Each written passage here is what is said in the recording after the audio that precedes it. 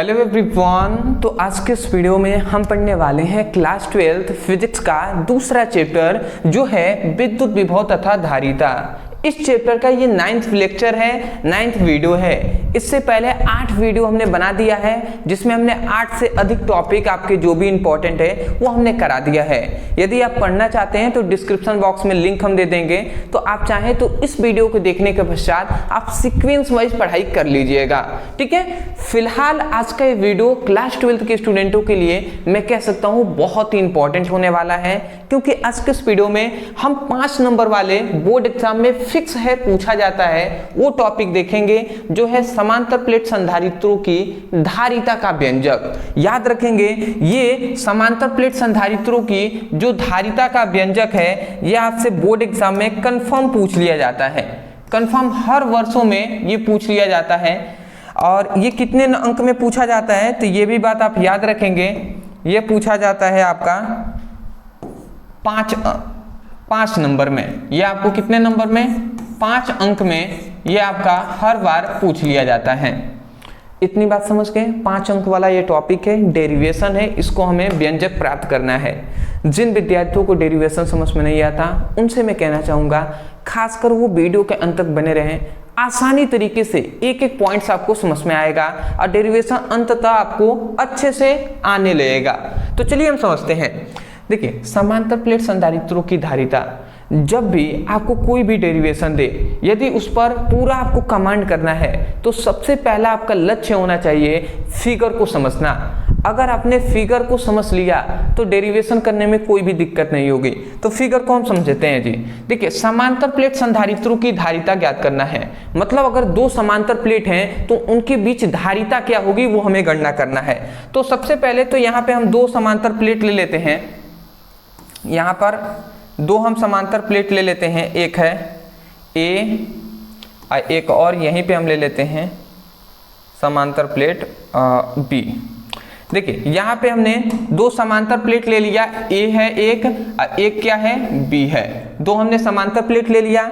इन दोनों समांतर प्लेटों की जो बीच की दूरी है वो डी है। इतनी बात समझ गए। 2 समांतर प्लेट ए व बी लिया है, इन दोनों प्लेटों की बीच की दूरी डी है।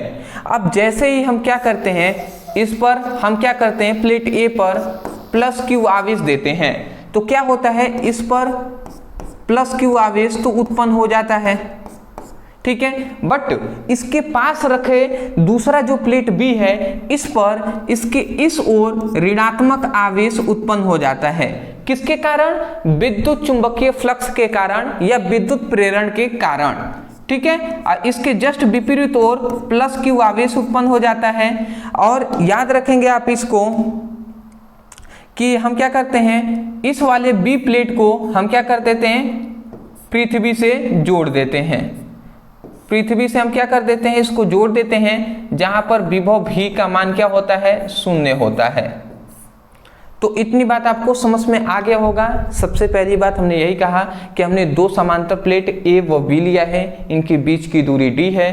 प्लेट ए पर प्लस क्यू आवेश हम देते हैं तो क्या होता है कि जैसे ही प्लस क्यू आवेश दिया तो प्लेट ए पर धनात्मक आवेश उत्पन्न हो जाता है, प्लेट बी पर ऋणात्मक आवेश उत्पन्न हो जाता है, ठीक है। उसके बाद एक और चीज आप याद रखेंगे कि जैसे ही हम आवेश दिए हैं तो प्लेट ए का आवेश घनत्व सिग्मा उत्पन्न हो जाता है और प्लेट बी पर आवेश घनत्व माइनस सिग्मा उत्पन्न हो जाता है। इतनी बात आपको अपने शब्दों में समझकर लिखना होता है। देखिए, वही बात हमने यहाँ पे लिखा है, बट यहाँ से समझने से पहले आपको मैं यहीं से बोल कर बता रहा हूँ, ऐसे ही आपको लिखना है। आप समझ कर याद कीजिएगा। आप कहेंगे कि माना 2 समांतर प्लेट ए व बी हैं, दोनों समांतर है ना। माना 2 समांतर प्लेट ए व बी हैं, इनकी बीच की दूरी डी है तथा प्लेट ए पर प्लस क्यू आवेश देने पर प्लेट ए पर धनात्मक और प्लेट बी पर ऋणात्मक आवेश उत्पन्न हो जाता है तथा प्लेट ए पर आवेश घनत्व सिग्मा, प्लेट बी पर आवेश घनत्व माइनस सिग्मा है। इतनी ही बात आपको लिखना है। मैंने आपको एक बार बोल दिया, एक बार में ना समझ में आए थोड़ा सा वीडियो को पीछे ले जाइएगा, 1-2 बार सुनेंगे आपको समझ में आ जाएगा। मैंने फिगर से ही सब कुछ बोला है। तो देखिए, वही बात हमने आप लिखा है, माना 2 समांतर प्लेट ए व बी हैं।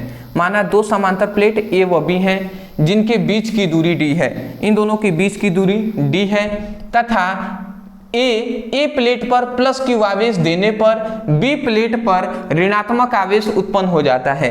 मतलब ये जो प्लेट है इस पर प्लस क्यू आवेश देने पर बी प्लेट पर ऋणात्मक आवेश क्या हो जाता है, उत्पन्न हो जाता है, यही बात कहा जा रहा है। ठीक है, तथा ए प्लेट पर आवेश घनत्व, ए प्लेट पर आवेश घनत्व क्या है, सिग्मा है तथा बी प्लेट पर आवेश घनत्व माइनस सिग्मा है। ये बात आपको लिख दिया गया है, मैं आशा करता हूं आप समझ गए होंगे।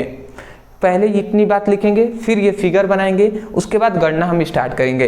इससे पहले मैं बता दूं, यहाँ पे प्लस क्यू आवेश दिए हैं तो इस पर ऋणात्मक आवेश उत्पन्न हुआ है। तो ये क्यों हुआ, विद्युत प्रेरण के कारण, विद्युत चुंबकीय प्रेरण के कारण उत्पन्न हुआ है। तो ये कुछ हम विद्युत फ्लक्स को दिखा देंगे, ठीक है, कि ये विद्युत बल रेखाएं हैं, इसी के कारण क्या हुआ है, ये इस पर जो आवेश है वो उत्पन्न हुआ है। ठीक है, तो ऐसे आप फिगर बना लीजिएगा। गणना स्टार्ट करें तो चलिए, सबसे पहले मैं यहीं से स्टार्ट करता हूं। ठीक है, गणना, तो सबसे पहले हम गणना करेंगे तो हम जानते हैं, आप लिखेंगे चूंकि हम जानते हैं। अब हम क्या जानते हैं भैया, धारिता, हम जानते हैं धारिता C इक्वल टू क्या होता है, धारिता C इक्वल टू Q/V होता है। ठीक है, क्या होता है भैया, धारिता C इक्वल टू Q/V होता है। मतलब किसी चालक की धारिता आवेश के उस मात्रा के बराबर होती है जो उसके विभव में इकाई वोल्ट के वृद्धि के लिए आवश्यक होता है। तो C इक्वल टू Q/V होता है, ये बात हम जानते हैं। तो सबसे पहली बात तो यही हम लिखेंगे, चूंकि हम जानते हैं कि संधारित्र मतलब क्या होता है, धारिता C इक्वल टू Q/V होता है। तो इसको हम सबसे पहले समीकरण फर्स्ट मान लेंगे। ठीक है, हम जानते हैं, चूंकि हम जानते हैं धारिता C इक्वल टू Q/V होता है, तो ये हमने फॉर्मूला जानते हैं, तो इसको समीकरण फर्स्ट मान लिया। अब देखिए समझिएगा, यहाँ पे कह रहा है समांतर प्लेट संधारित्रों की धारिता, मतलब मेन मकसद है हमें धारिता ज्ञात करना। तो धारिता C ही न है, तो C का मान हमें ज्ञात करना है। तो देखिए C का मान ज्ञात करना है, आवेश का मान, यहाँ पे आवेश हमने दिया हुआ है तो आवेश का मान तो हमें पता है, V का मान हमें ज्ञात कर लेंगे। अगर हमने V का मान ज्ञात कर लिया तो V के मान को यहाँ पे पुटअप करेंगे तो C का मान निकल जाएगा। तो हमारा लक्ष्य ये होना चाहिए कि V का मान अब हमें ज्ञात करना है। अब V का मान हम कैसे ज्ञात कर पाएंगे, जब हम विद्युत क्षेत्र की तीव्रता का मान ज्ञात कर पाएंगे। जैसे ही हमने विद्युत क्षेत्र की तीव्रता का मान ज्ञात किया तो उसके बाद हम क्या ज्ञात कर सकते हैं, हम तुरंत विद्युत विभव का भी मान ज्ञात कर लेंगे। और जैसे ही विद्युत विभव का मान ज्ञात किया उसके बाद हम यहाँ पर रखेंगे, मिल जाएगा। तो हम अब ज्ञात करते हैं, हम ज्ञात करेंगे कि इन दोनों प्लेटों के बीच उत्पन्न विद्युत क्षेत्र की तीव्रता। तो हम लिखेंगे प्लेटों के बीच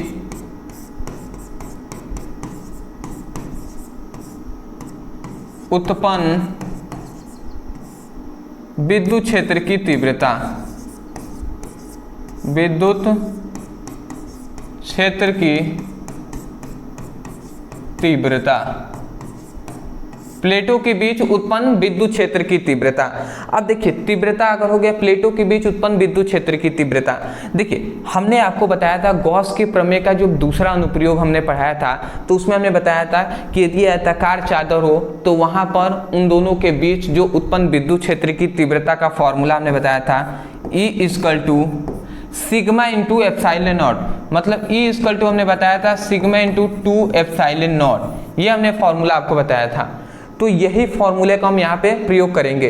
तो E equal to sigma by 2 epsilon naught होता है। तो देखिए सिग्मा, तो सिग्मा हम यहाँ पे लिखेंगे, बट यहाँ पे 2 सिग्मा है ना, देखिए 2 प्लेट हैं, तो एक के लिए एक प्लस सिग्मा है, एक के लिए माइनस, तो एक के प्लस हमने लिख दिया, एक क्या क्या है माइनस सिग्मा, और इन दोनों का अंतर हम कर देंगे तो हमें सिग्मा मिल जाएगा। तो ये हमने सिग्मा कर दिया, बट 2 एप्सिलॉन नॉट है तो 2 एप्सिलॉन नॉट हमने यहाँ पर लिख दिया। ठीक है जी, तो ये हमें मिला। अब इसको अगर हम सॉल्व करें तो E इक्वल टू ये सिग्मा है, माइनस माइनस प्लस हो जाएगा, तो sigma plus sigma by 2 epsilon not, ठीक है, यही ना होगा जी। अगर हम इसको सॉल्व करें तो सिग्मा इक्वल टू, ये देखिए एक सिग्मा 2 सिग्मा हो गए, तो 2 सिग्मा बाई 2 एप्सिलॉन नॉट हो गया। अब ये 2 से ये 2 कट जाएगा, तो हमें क्या मिला, E इक्वल टू हमें मिला सिग्मा बाई एप्सिलॉन नॉट, यही ना मिला जी। तो हमें यहाँ से एक फॉर्मूला मिला, वो क्या मिला, E equal to sigma into epsilon naught, ये हमें फॉर्मूला मिल गया। तो मैं आशा करता हूँ समझ गए होंगे। प्लेटों के बीच विद्युत क्षेत्र की तीव्रता का मान हमने ज्ञात कर लिया है, E equal to sigma into epsilon naught. किस फॉर्मूले से, इस फॉर्मूले से हमने ज्ञात किया है। तो देखिए जब हमें E का मान ज्ञात हो गया, तो अब हम विद्युत विभव का मान ज्ञात कर लेते हैं, ठीक है। तो विद्युत विभव का मान हम ज्ञात कर लेंगे तो हमारा काम हो जाएगा। तो हम लिखते हैं, तब हम क्या लिखेंगे, तब विद्युत विभव,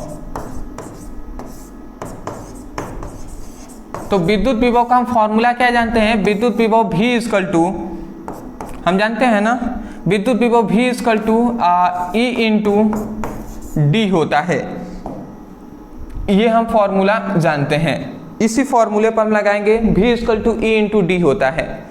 आप कहेंगे सर ये कहाँ से फॉर्मूला आ गया, अभी तक तो हमने पढ़ा नहीं। विद्युत विभव का हम फॉर्मूले जानते हैं, आप कहेंगे कि हम जानते हैं V equal to W by Q होता है, आप ये फॉर्मूला कहाँ से बता रहे हैं। तो देखिए वो भी हम आपको बताएंगे, ठीक है ना। एक एक छोटी छोटी पॉइंट्स को भी हम डिस्कस करेंगे, जिससे आपको छोटी सी भी कंफ्यूजन ना रहे।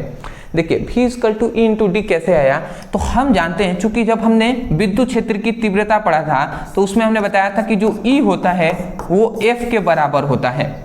मतलब जहां पर हम F लिखा है वहां पे हम E भी लिख सकते हैं, यदि एकांक आवेश पर बल लग रहा है तो यहाँ पे F जो है वो E के बराबर होता है। और दूसरी बात हम जानते हैं कि जो V होता है वो W के बराबर होता है, जो विभव होता है वो कार्य के बराबर होता है।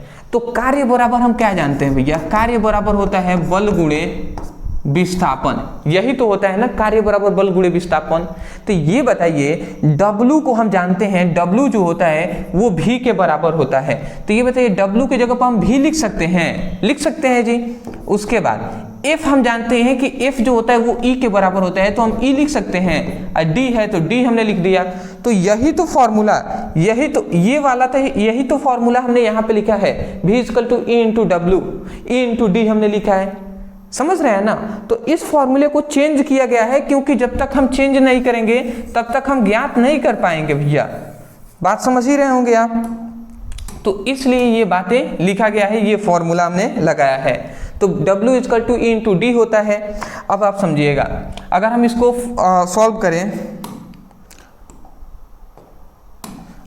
सॉल्व करें, तो देखिए W, E का मान हमें यहाँ पे पता है सिग्मा इंटू एप्सिलॉन नॉट, तो ये हमने लिख दिया, इंटू D है तो D हमने लिख दिया। तो देखिए यहाँ से हमें क्या मान पता चल गया, यहाँ से हमें ये फॉर्मूला मिल गया है, ये हमें यहाँ से मिल गया है कि W equal to sigma into epsilon naught into D होता है। मतलब विद्युत विभव का मान हमें पता चल गया। तो इसको समीकरण 2 मान लेंगे। देखिए इसको समीकरण फर्स्ट माना है, इसको समीकरण सेकेंड। अब चुपचाप हम क्या करेंगे, इस V के मान को लेकर आकर यहाँ पे रख देंगे समीकरण फर्स्ट में। तो हम यहाँ पे लिखेंगे कि समीकरण सेकेंड के मान को फर्स्ट में रखने पर, तो अगर हम रखते हैं तो देखिए क्या मिलता है, C equal to Q by V है, तो C इक्वल टू हम लिखेंगे यहाँ पे C equal to Q by V, ये हमने लिख दिया। अब देखिए अब मान हम रखते हैं, तो C रख दिया। Q, देखिए आवेश बराबर, हम गॉस का जब प्रमेय पढ़े थे तो उसमें हमने एक फॉर्मूला आपको बताया था, क्या बताया था कि आवेश Q equal to sigma into क्षेत्रफल होता है।